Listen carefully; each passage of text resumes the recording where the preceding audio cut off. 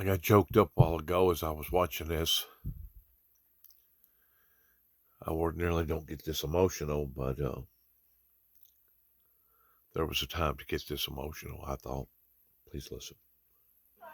And this was very, very veritable. I have goosebumps now when I'm talking. No, torture. And this was very, very veritable. I have goosebumps now when I'm talking.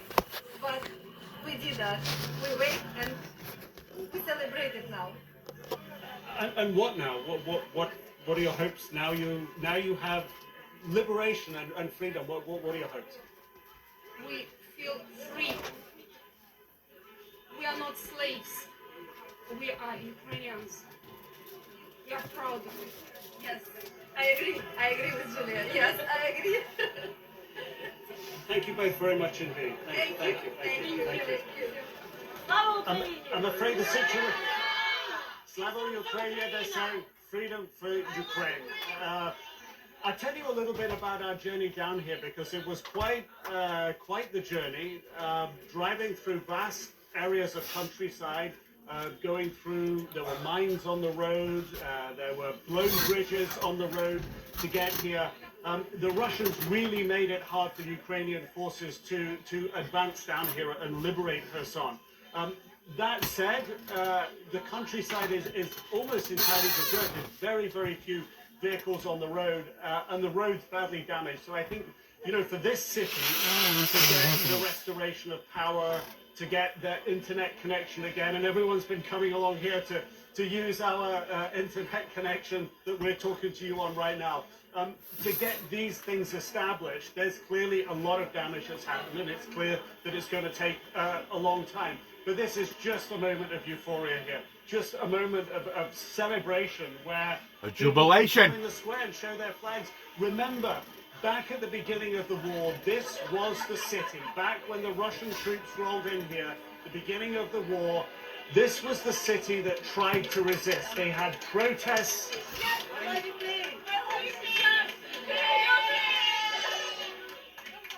It's celebration.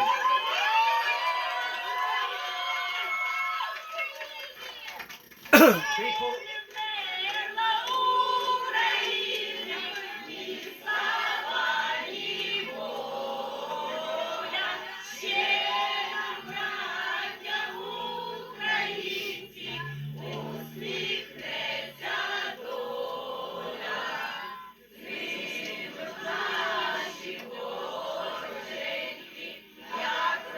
This is what liberation looks like. This is what liberation feels like. The people of this city tried to resist the Russians. The Russians suppressed them. This is what Ukrainians are like when that suppression comes off.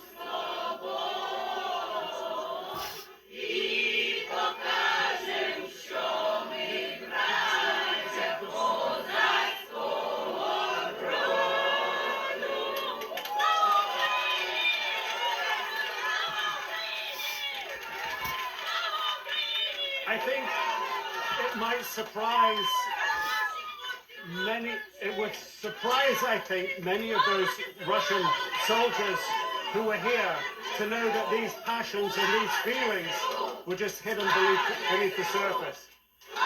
This was a city where people were taken away, where they were tortured, where they were disappeared, but this is the spirit.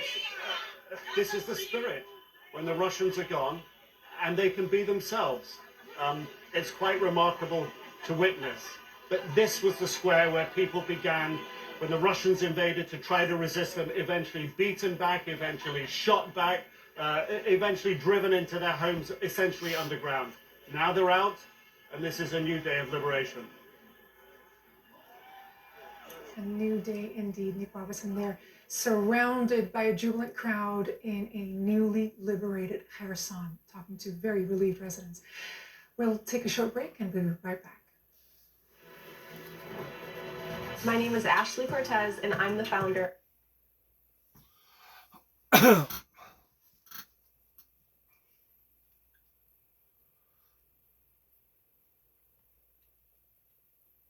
Vice President Joe Biden is there. He arrived. The ASEAN Summit of Southeast Asian Leaders is underway in Phnom Penh, Cambodia. Vice President Joe Biden is there. He arrived in Phnom Penh earlier with a full agenda and plans to boost the strength of U.S. Indo-Pacific relations. He's meeting on the sidelines this hour with Cambodia's Prime Minister, and while he's in Phnom Penh, Mr. Biden will also meet with Japan's Prime Minister and South Korea's president. Well, next week he'll meet with China's leader Xi Jinping at the G20 summit in Indonesia. Well, senior international correspondent Will Ripley is there for you in Phnom Penh, and he joins us now live. Will, President Biden at ASEAN, and we understand he will meet with the Chinese leader Xi during his trip to the region. Will it be more than a handshake and a photo op? We certainly hope so. I believe the answer is yes, given the fact that the White House has been planning this bilateral meeting on the sidelines of the G20 in Bali next week for quite some time. And this is really significant because it will be the first face-to-face meeting for Biden and Xi since Biden became president.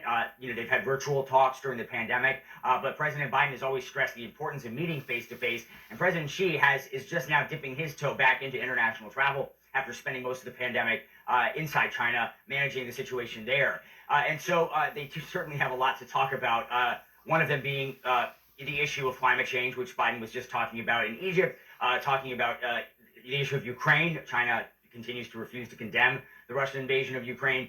You saw Nick Robertson's powerful reporting from the liberated city of Kherson. Just on the other side of the break, we were all captivated here watching his report. And in fact, the U.S. Secretary of State, Antony Blinken, reaffirmed United States military support and financial support for Ukraine, saying it will last as long as it takes, which is a statement from the Biden administration, which some have perceived as being divided over whether what should happen in Ukraine, with the top U.S. general calling for a diplomatic option, even with the Ukrainians showing resistance to doing that. And so certainly the Ukraine issue will come up. The North Korea issue will come up, with a 7th underground nuclear test expected pretty much at any time. Of course, the North Koreans have been ready to do it for quite some time, for months, and they haven't yet. And then, of course, the rising tensions with China, which Biden will be addressing directly with Xi, and he'll be talking with key U.S. allies, getting their input ahead of that crucial meeting, including, as you mentioned, leaders of Japan and South Korea. So a pretty busy agenda. He just left, President Biden just left his hotel minutes ago, and he'll be arriving at the summit venue, the hotel that you see behind me here in Phnom Penh. And so we'll be listening for his remarks happening in the coming minutes, Layla. Phnom Penh. Well, Ripley in Phnom Penh, Cambodia. Thank you so much, Will. Well, we'll get more perspective on the U.S. President's trip to Asia next hour from Aaron Conley. He's a senior fellow for Southeast Asian politics and foreign policy with the International Institute for Strategic Studies. Stay with us for that. Well, coming up, the turmoil builds at Twitter. Why the company could be in hot water with the federal government just weeks after Elon Musk took it over. All new African Voices Changemakers.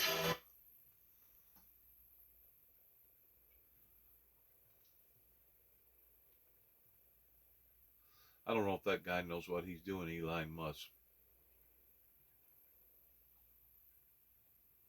You don't come on board with that many people's lives, and the first thing you want to do is just go to whacking and cutting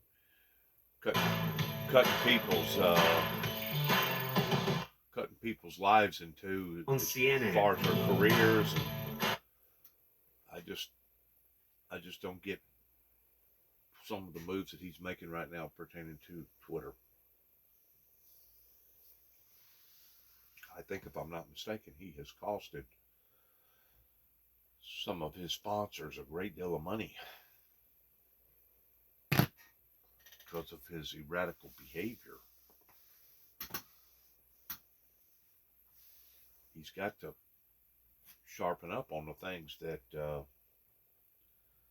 you should do versus the things that you shouldn't do, even though you may want to, until you figure out a plan of action in running a corporation like that.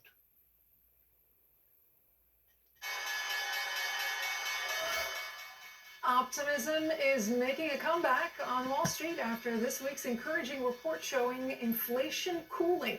And investors are hoping it means the Federal Reserve may opt for smaller interest rate hikes going forward. At the closing bell on Friday, the Dow was up about 0.1%, while the Nasdaq and the S&P 500 saw even bigger gains. This was the best week for the S&P since June, and for the Nasdaq since March. While the trillion-dollar crypto industry may see more regulation in the future, with a leading crypto executive warning of a possible regulatory crackdown, the industry is in chaos due to the implosion of the exchange FTX.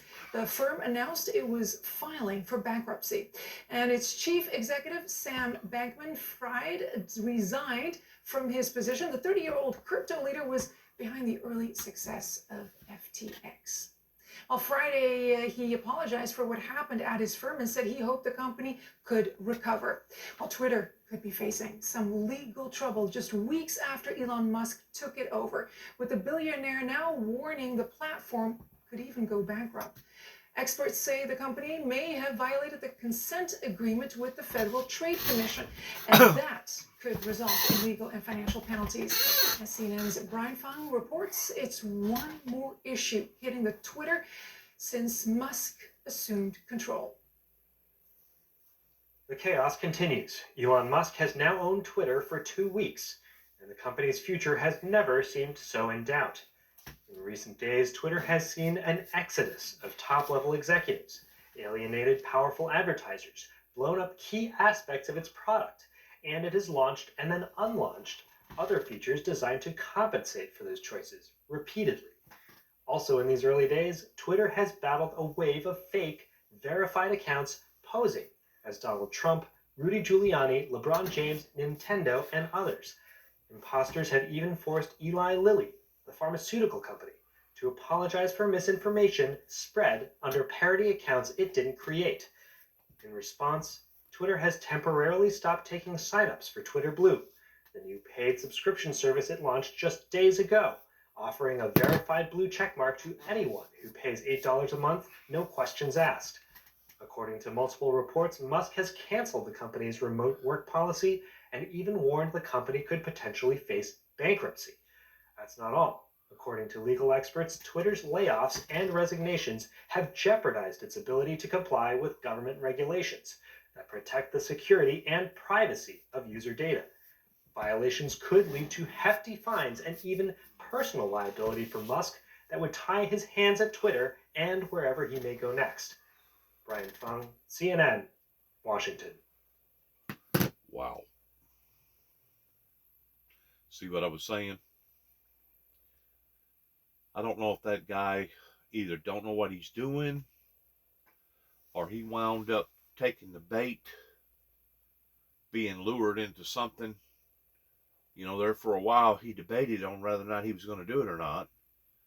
And then since he has done it, it's been just total chaos, which I think some of that chaos was coming from him because of the decisions that he made on basically cleaning house, sweeping out the garbage, I think they call it. Which, you know, if that's a smaller corporation, you can do stuff like that and recover. But whenever you're talking about something this big, I don't know if that was the smartest thing in the world to do or not. Not right up front. That's the way he done it. But it's very obvious that some of these fake accounts with the pharmaceutical communities, as well as fake accounts with Trump and fake accounts with Rudy Giuliani, it's probably just the beginning phases of what he will realize towards how many scams that is out there. And like I said, either he dove off into something that he never should have dove off into, or they have entrapped him and he's taken the bait and now he's going to go down with the ship.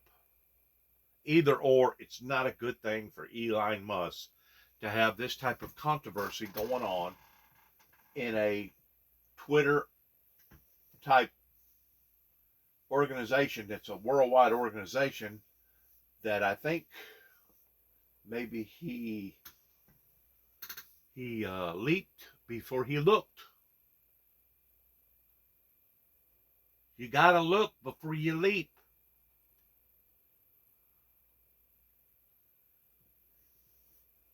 And I think that may be where he failed at, in addition to all the violations of people now becoming exposed to their information being hacked, and it's just a total chaos.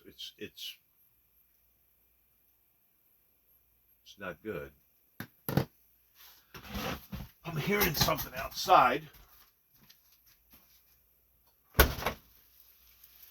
Oh, I see what's going on.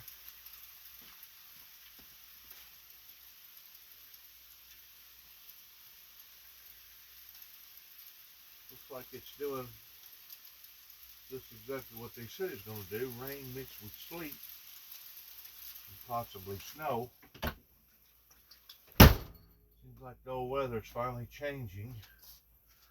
We don't know for how long or the extent of it.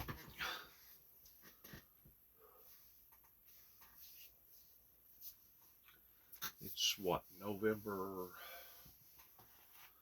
almost the middle of November. I guess we're due the weather changing. The bad thing about the weather changing is that whenever it changes, then in a couple of weeks it'll pop back up again towards a warm spree.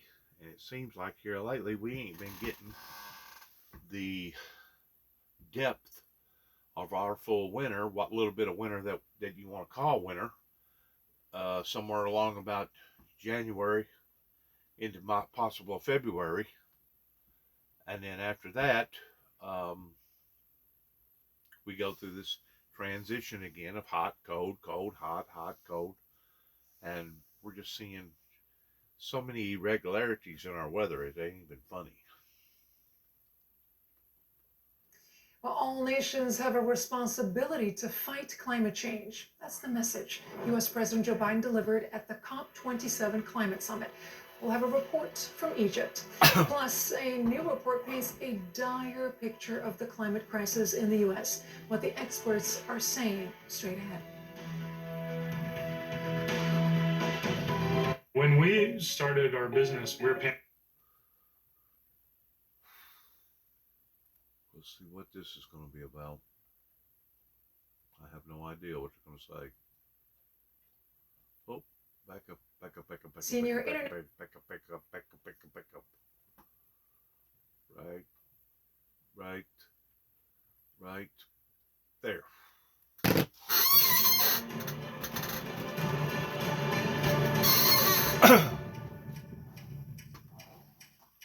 If we're going to win this fight, every major emitter nation needs to align with the 1.5 degrees.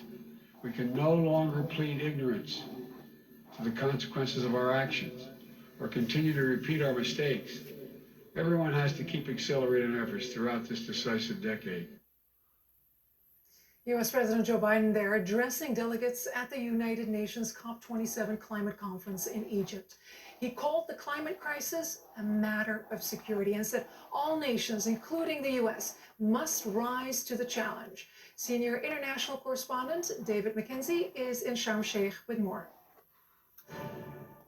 The message that President Biden clearly wanted to give at the Sharm el-Sheikh meetings here in Egypt was that the U.S. is ready to lead again on climate change. He's touted his own legislative achievements. He also, with a view possibly to a domestic audience, said that good climate policy is good economic policy, saying that the U.S. is ready to make deep cuts in their emissions in the years ahead. He said that countries that are looking, particularly with the crisis in Ukraine, for fossil fuels elsewhere should instead move to a green transition.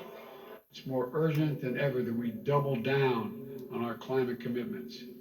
Russia's war only enhances the urgency of the need to transition the world off its dependence on fossil fuels. No action can be taken without a nation understanding that it can use energy as a weapon and hold the global economy hostage. It must stop.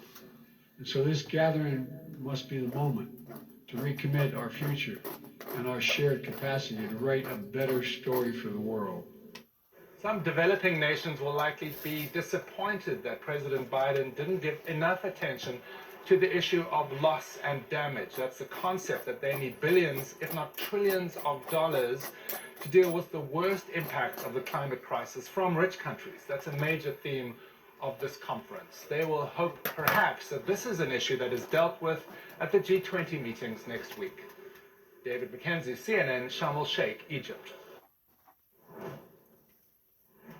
The ASEAN Summit of Southeast Asian Leaders is underway in Phnom Penh, and U.S. President Joe Biden is there. You can see him here. He's meeting with ASEAN Chair and Cambodian Prime Minister Hun Sen. These are live pictures that we're bringing to you.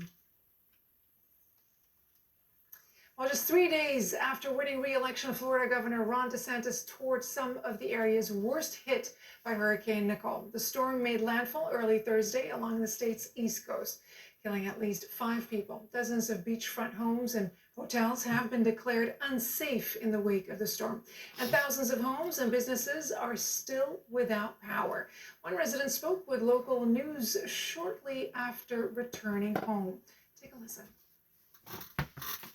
I was hoping it would be a little bit better site. I was hoping that just the 2 back bedrooms fell this morning, but it tore out the living room walls and the ceiling. So there's going to be some major rebuild going on. While remnants of Nicole continue to move north, high winds and significant rainfall are expected in parts of the U.S. East Coast. A new report is painting a dire picture of the climate crisis in the U.S. The National Climate Assessment released this week found that disasters like wildfires are getting worse and that the country is warming faster than the global average. The federal report says the burning of fossil fuels is also contributing to the country's ongoing water crisis.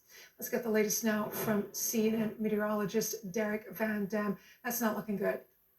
I want to comment on what they was talking about pertaining to that latest hurricane that come up through Florida that bombarded them, that is going to be a $1 billion storm.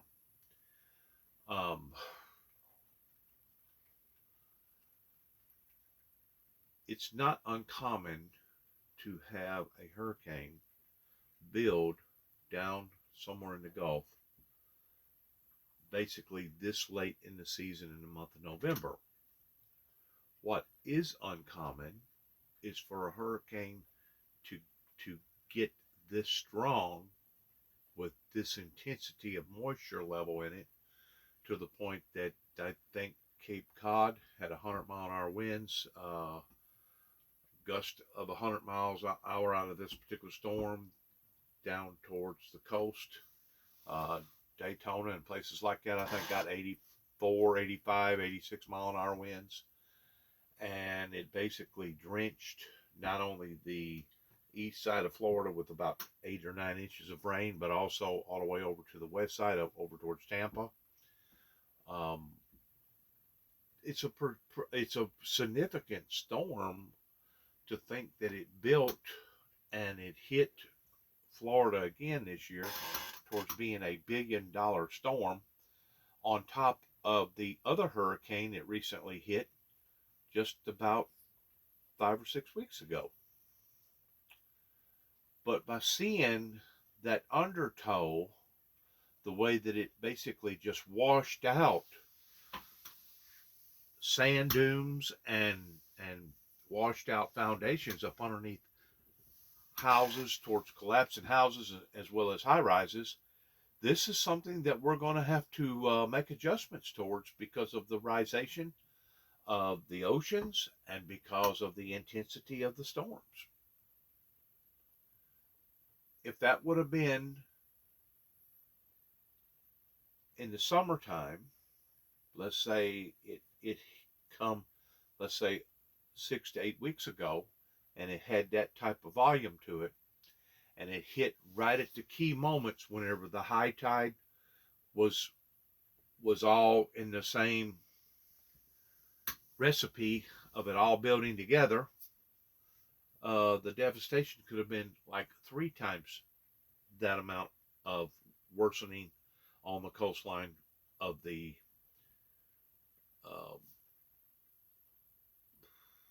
washing out of the infrastructure the way that it did. This is all part of global warming. This is all part of the instability in our nation right now and in our world right now. Please, let's listen to this.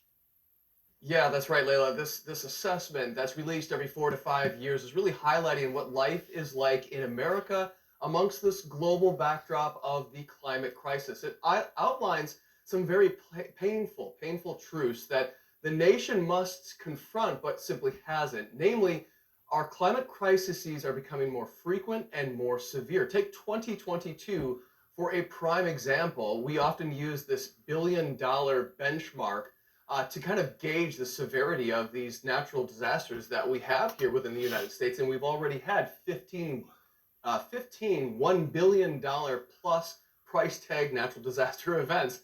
That is significantly more, over double our 40-year average. And look at the increase in those events just in the past few years. Now, we know that America, specifically the United States, the continental United States, is warming faster than the global average, and it's hitting some of our most vulnerable people first. That's also highlighted within this report as well. What they talk about is reducing emissions by at least 50% by 2030. Now, this is very aggressive, but we also want to hit this net zero emissions by 2050. So what does net zero mean exactly? Well, basically, what we're striving to do here in America as a climate leader is try to remove those carbons, the greenhouse warming gases, the warming trapping gases in the atmosphere, and actually remove them as much as we emit them. So that was what it means to be net zero. And in order for us to do that, we need to drop our emissions by 6% per year. That's a steep climb, right? U.S. emissions only fell. Now, they just come out with a report, I think it was yesterday, that Biden is going to put the squeeze on the oil petroleum companies that knows that this natural gas that they have been tapping into is escaping from the earth into the atmosphere, that is actually causing more damage than the carbon dioxide that we're pumping up into the atmosphere right now, probably about 10 to 1.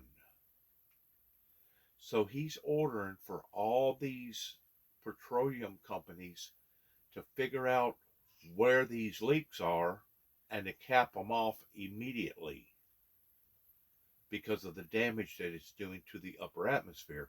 But if you'll notice, I just about guarantee you, I hadn't heard none of this yet, but I just about guarantee you there will not be any type of discussion made about the crude oil and the precious resources that we're draining from the earth that is actually causing the earth to warm up from the inside out.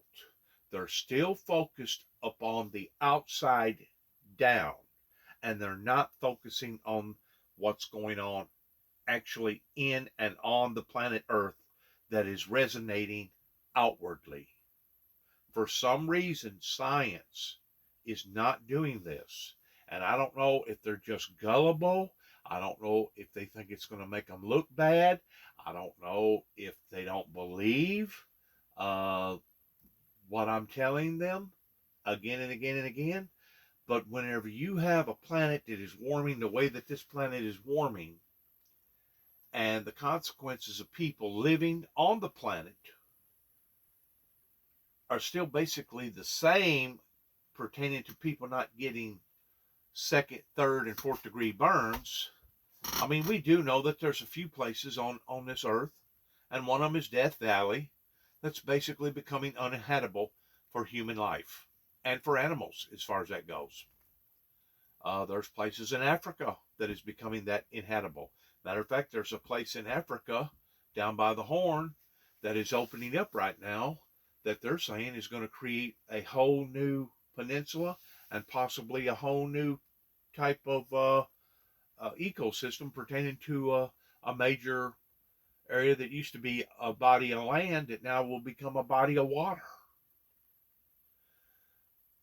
I personally believe that the oil was put there not for us to drain and ride around in our nice little cars with our cool looking sunglasses on, towards bragging about what we have, but I personally believe that that oil was put there for multiple reasons, and one of the reasons why it was put there is because of a heat shield to eliminate the heat that's in the center of the earth that we know for a fact that's in there. We've done sonar and radar, and we know for a fact that the center of the earth is full of molten lava down by the core. They call it the mantle. And we also know that this has become extremely active here lately. And I've said this before, and I know it just went through one ear and out the other, but I'm going to go ahead and say it again. Whenever COVID hit in America, to me, the G-forces increased. Suddenly, all of a sudden, instead of me feeling 350 pounds, I felt 450 pounds. Or if you was 100 pounds, you felt like you was 150 pounds. Or if you was 75 pounds, you all of a sudden felt like you was 110 pounds. Why did the G-force change? I think the G-force change was because of the centrifugal forces that's going on below our feet, that it increased, and because it increased, now we're seeing more seismograph activity as far as shaking, and we're also seeing more volcanoes that's erupting all over the planet. All over the planet. If you was to be able to cap all the volcanoes off at one time, in which it's impossible to do that, I think it's basically impossible just to do one, but let's say hypothetically you could cap off all the volcanoes at one time. Do you have any idea what the planet Earth would do? It would explode. God has put this into the mechanism of this planet pertaining to the pressures in the planet, to where once these pressures exceeded a certain amount, then all of a sudden you have an eruption of a volcano. Some volcanoes erupt harder than other volcanoes.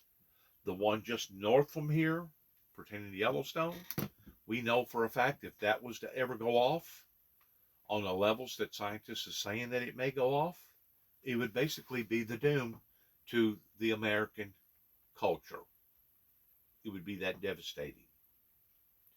It talks about these things in the Bible will only intensify pertaining to the sorrows because of all the tampering around with this planet Earth, that man is basically killing the earth.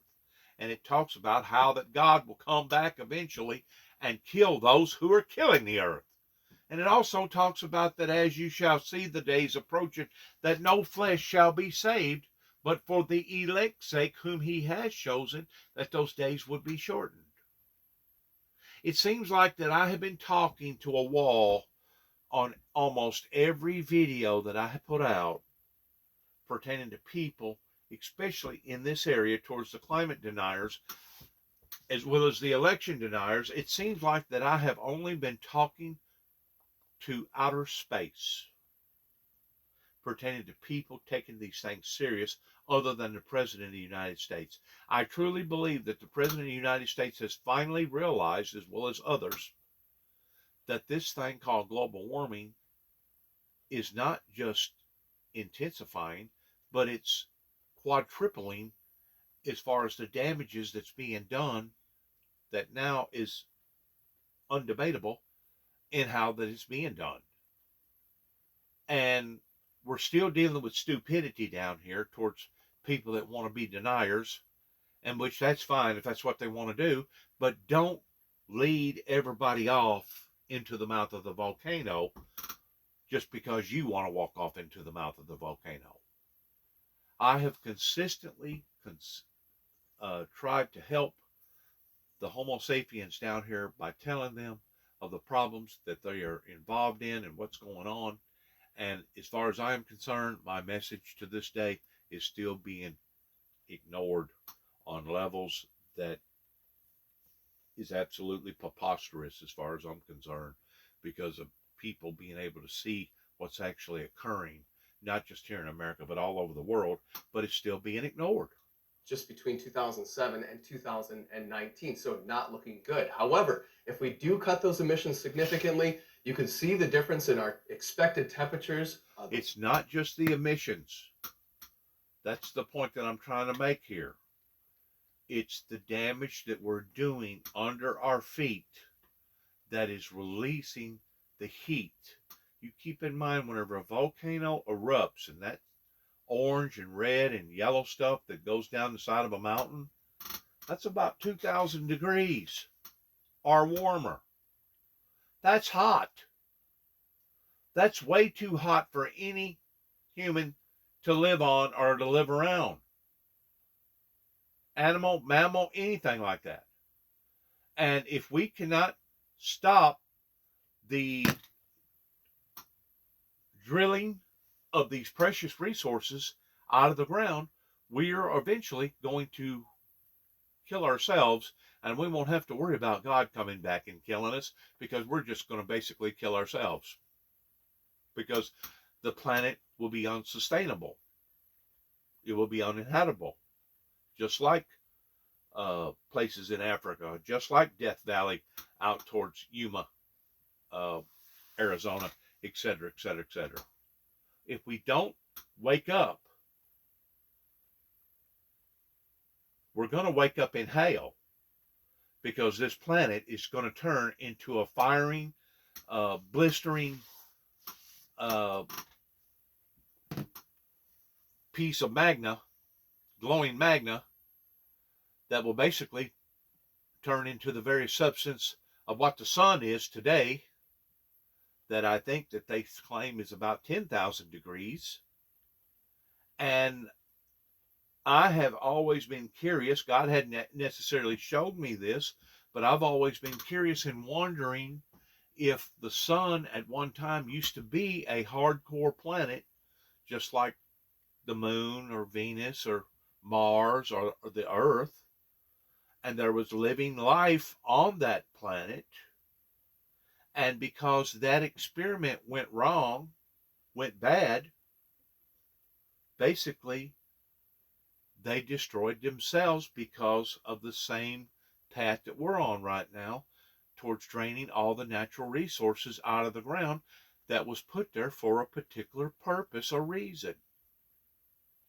Wouldn't it be something if once we leave this earth pertaining to our spirit world, the hereafter world, and we find out, once we wind up going into the gates of glory, that there has been other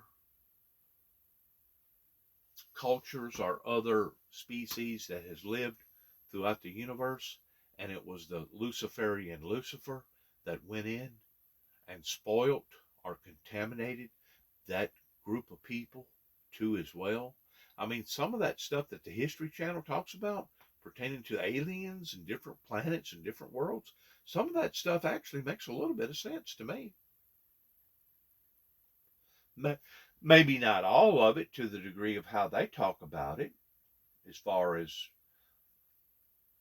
being this way or that way, but who knows? Maybe they're hitting them. Maybe they're hitting the nail right on the head. But I'm just saying that what we are doing to ourselves could actually reach the level of being irreversible, and we may have already reached that level. I don't know, because people are still not taking these things serious. And if the truth be known, let's say hypothetically that there was a whole culture of people that at one time lived on the planet that now we call the sun, and they had another planet that was being used as the sun towards keeping them warm, and they had similar type seasons as what we have. But yet, no, there was a group of people that was climate deniers thousands and thousands of years ago that kept telling everybody else, oh no, we're not doing nothing to the planet. Oh no, it's just y'all's imaginations. Until it was too late. What if what I just got through saying actually occurred? And what if the very same path that we are on right now could lead into the very same consequences. I'm sure God brought forth people, if that was the facts, which we don't know everything, and we know that we don't know everything, but I'm sure God brought forth messengers that was speaking the truth about various things, and those people was ignored too. Those people was made fun of too. Those people was shunned and degraded and dehumanized too, until after it was too late. Just like the preaching of Noah in the existence of the great flood, that now scientists can prove that at one time the whole planet was submerged under water, because they have found fossils in places as high as 18,000 feet above sea level, up in places like the Rockies and other high parts of the country.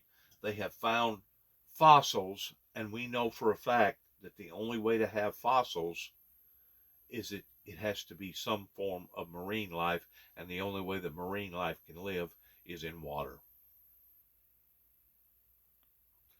If we don't wake up to these scientific findings, we may all wake up one day like those that woke up, if that analogy could possibly be true, of at one time the earth, a civilization lived on a planet, and then that planet exploded, that's burning right now, that we call the sun. Those people woke up in a blazing fire, and now it's too late to change that course of that particular star or that particular planet. And I know I'm going a bit out there pertaining to these theories, but if you watch the History Channel, whenever they're talking about all this outer space stuff and these aliens and all this other stuff, you think my stories are outlandish, you ought to hear some of theirs pertaining to the things that they believe in, and trying to put 2 and 2 together, 2 plus 2 equals 4. Right now, we're putting 2 plus 2 together. And these signs are still being ignored that the Bible talks about will come upon this planet towards great grief and despair, to woe be unto the inhabitants, whenever you shall start to see these things occurring. It also talks about in the supernatural world that Satan will come down from the atmosphere or the sky in great wrath, because he knoweth his time is short. We're there. We're in that era right now, in a survival mode. And if we don't alert ourselves in understanding this, hypothetically speaking, if my equations is right pertaining to the sun, that at one time could have had human life on it, we could be just exactly like them. We could wake up one morning and basically in nothing but hell, because we did not pay attention to the people that God had anointed to bring forth these messages, even though people either didn't like the messenger or they didn't like the messages, that these people tried to make it extremely hard on these people that was trying to help them, and they was basically bringing destruction and remorse into their own lives because of it. We've seen the characteristics of humanity do this again and again and again throughout the Bible. And the Bible is only part of the history of the world. The Bible's only part of it. There's a whole lot more to studying the earth and the atmosphere and the things around the earth and the things in the outer space other than the Bible. For surely people understand that. For surely they're not that narrow-minded to understand that there's more to all this other than what's in the King James Version Bible. Now, I do believe that the King James Version Bible is close enough in its accuracy that you can get by. And I think that it's close enough that if you believe in the Lord Jesus Christ pertaining to his teachings, that your spiritual soul will be saved because of the grace coming from the Heavenly Father through the teachings of the Lord Jesus Christ. But I'm just saying there's a whole lot more to this stuff than these narrow-minded people chooses to want to look at. And because of it, as far as I'm concerned, these are the people that are the deniers, and these are the people that's walking everybody off into doom. We're going to have to awaken, America. If not, America will cease to exist, as well as the rest of the planet. By the end of the century, we certainly need to keep on track in order for our planet not to line up with this 7 hottest years on record that we've seen so far. Layla? Now, your climate deniers would tell you, oh, we're just going through a period of time.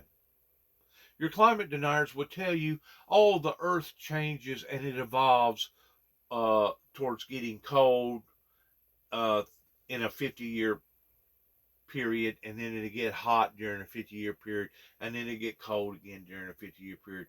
I've never read any history books where the earth changes that way, and these changes are normal.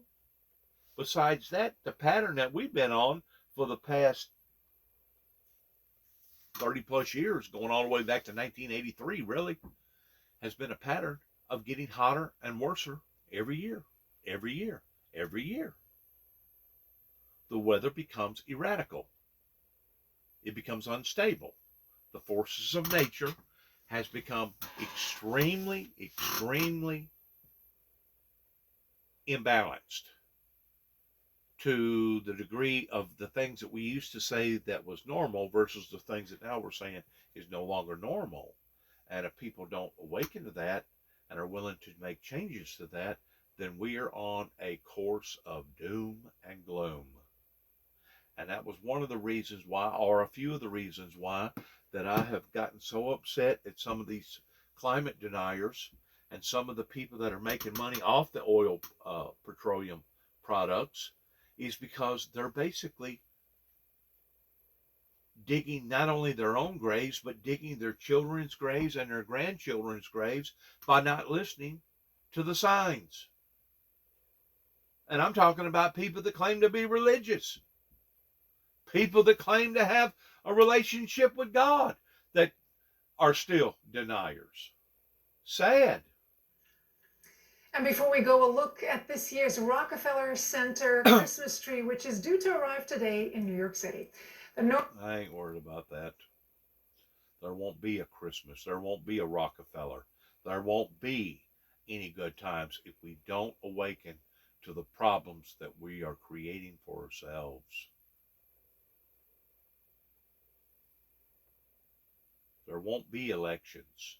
There won't be laws. There won't be world courts. There won't be people having babies. There won't be good times. There won't be pleasant times.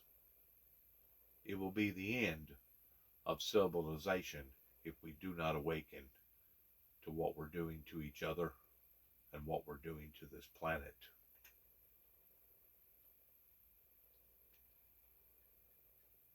Ukrainian troops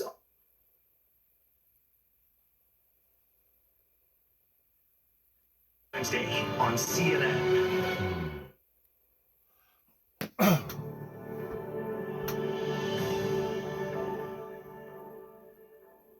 a city that President Vladimir Putin said would be Russia's forever. Well, now firmly in Ukrainian hands, and its residents couldn't be happier about it.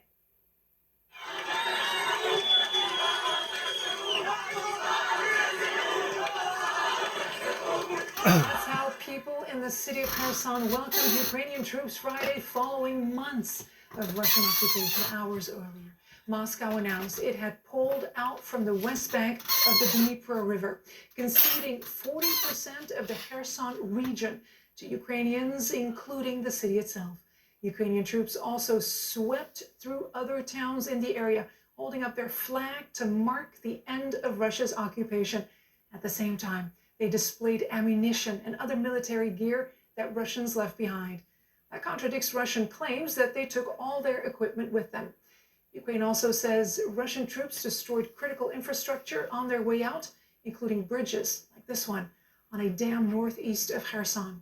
President Zelensky said Ukrainians persevered through hardship because they always knew the Russians would be driven out. The people of Kherson waited. They never repudiated Ukraine. They were right to pin their hopes on Ukraine, and Ukraine always returns its own. I'm glad to see those people, despite all dangers, oppression, and suffering inflicted by occupiers, held onto Ukrainian flags, believed in Ukraine. Oh, we want to take you now straight to Kherson, where residents are euphoric after those Russian troops finally pulled out. CNN's Nick Robertson is the only international reporter currently in the city center, and he joins us now live. Nick? Yeah, you're joining us here in the central square of Kherson. Our cameraman Clayton Nagel is up on a perch in front of me so he can give us a good view of the whole scene here. People are out. There's a real sense of euphoria here. Every time Ukrainian troops come by, there's a big cheer goes up from the crowd. And remember, it's only been in the past 48 hours that the Russians who have been here for 8 months left. At the beginning of the war, people gathered in the square to try to oppose the Russian occupation. People were taken away, people were beaten, people disappeared. And I'm joined here by a couple of gentlemen, I want to say something as a strategist pertaining to trusting the Russians and pertaining to what you're witnessing right here towards everybody getting caught up in the hype pertaining to Putin and his military base basically abandoning their project in taking over this particular city. Is it possible that Putin has reached a level that he is removing his own troops because he's fixing to drop a nuclear bomb on these people and basically dissolve them or evaporate them immediately from this planet? And rather than kill his own troops, he's ordered for those troops to leave. Has anybody ever thought that this could be what Putin is actually up to? Because you keep in mind, he has already done said that nukes is still on the table, but that he has no means of using them. In other words, you cannot trust the bear that has now been wounded. The only way that you can trust the bear and the bear no longer being the boogeyman towards coming and hurting you is that if you got a dead bear, not a wounded bear. Matter of fact, they taught us in school that if you was ever a hunter and you went after the bear, you never wanted to wound the bear. You always wanted to kill the bear. I hope that that not be the case in this particular event. And I hope that Putin has finally figured out that the destruction that he intended to go to the Ukrainians has now intensified and doubled and quadrupled pertaining to the very problems that his own countrymen is facing around his own city. And maybe he's finally woken up to the fact that he's not going to be able to whip these people like he thought he was going to whip these people and take these people over. I am ecstatic about their successes and feeling liberated. And this is the very thing that we hoped that would occur during the Afghanistan pullout, that the Afghanistan people themselves would have been liberated or felt liberated to the degree that they would have cheered and been happy in a Jubilee emotional time like this. But I don't trust Putin. I don't trust a KGB old Yugoslavia USSR dictator in their tactics, in what they do and what they say. I don't trust this guy. I don't trust Russia. So hopefully this will go according to plan, and that they will be liberated and they would be able to start their lives all over again. And Russia has learned their lesson, but I wouldn't bank on it. I wouldn't put all my money on it. Not those people. No way. Hi, Igor and Victor. Victor, we're going to talk to them a little bit about what they've experienced here. And I will when my microphone gets free. Victor, Igor, tell me, how has it been living under the Russian occupation? How does it feel today? Today it feels very amazing. I've been waiting for 8 months, 8 months sitting in my home, doing nothing. I don't have studying, I don't have where to go, I have nothing to do yet, just sitting here. And when you just look in the window, you see them walking past your street, fully armed. They came with war, with a will of killing you, killing people, and feeling free. After 8 months, it feels amazing. Describe to me that moment where you realized that the Russians had gone and your own troops were here. It was yesterday, if I remember right. I was walking with my friend. We were just walking up the street and seeing a car with Ukrainian flags. We were like, wait, what the hell is this? Walking up, we see flags in the corner, people cheering up. Next morning, we wake up, we see Ukrainian armed forces soldiers. Then we like, why don't we go to center? We get here, people are cheering, we are cheering. Basically, big emotions, very happy. And Victor, how do you feel? Sorry, my name is Victor. I am from this block. I am local inhabitant. I am very, very happy, and I want to say big, great thanks for Great Britain, for your help, for your friendship. And what were your thoughts when you saw when you realized the Russians had gone? What were your thoughts? Sorry? How did you feel when you realized the Russians had gone? When I passed this occupation from first day, from 1st of March until yesterday, 11th of November. Of course, all of us had big suffer. From yesterday and today, I'm very, very happy. I'm full of happiness. And tell me about that time for you with the Russian troops here. How was it for you? Tell me about. We don't know about your experiences here.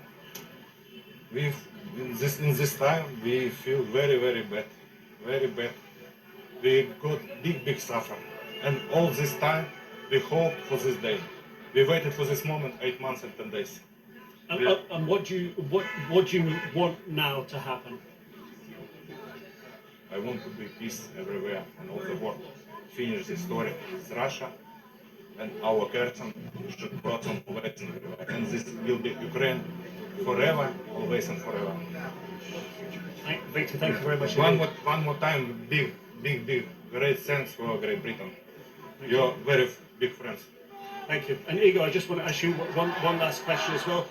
What do you want now? What do you want to see happen? What do you want the government to do? And how do you, the part of the country is still occupied, what would you like to see happen? I want Russians to just get away from my land, live peacefully, get back to Palestine again. I just don't want bombs over my head. Bombs, shooting, and seeing Russians, because when you see them, you are full of fear, you are scary, and nothing more. Thank you. I'm just afraid that Putin and his government, the oligarchs, and a great deal of his military aren't going to see this as it being a happy moment for them. They're going to see it as them provoking them, basically rubbing their nose in it. And I'm afraid that because of what has already occurred, instead of this just suddenly disappearing and going away like everybody would hope that it would, this may just be the beginning phases of something that's even going to draw even worser. I hope that my intuitions are wrong. But whenever you're dealing with an enemy, an adversary like this, like I said, he's been wounded, he's been shunned, he's been, his pride has been bruised. His attempts has failed in this perspective, and because of it, they may have readvanced their whole line of thinking over there pertaining to the Russians, and they're suddenly moving plan A off the board, and now they're going to go to plan B. I hope that not be the case, but I wouldn't trust him no more than I could pick him up and toss him across the road over here. And with me being 61 years old, I don't think I'm going to be that capable of picking somebody up like that and tossing them across the road over here. But I'm just saying, these people are not to be trusted. And, you know, I would like to believe the same thing that they believe, that it's over with and that they can go on about their lives. But something instinctively tells me that that may not be the case. I hope it is. But as the old saying goes, you can hope in one hand and poo-poo in the other and see which one fills up the quickest. I want to thank you for listening. Good luck to each and every one of us. May heaven help us all.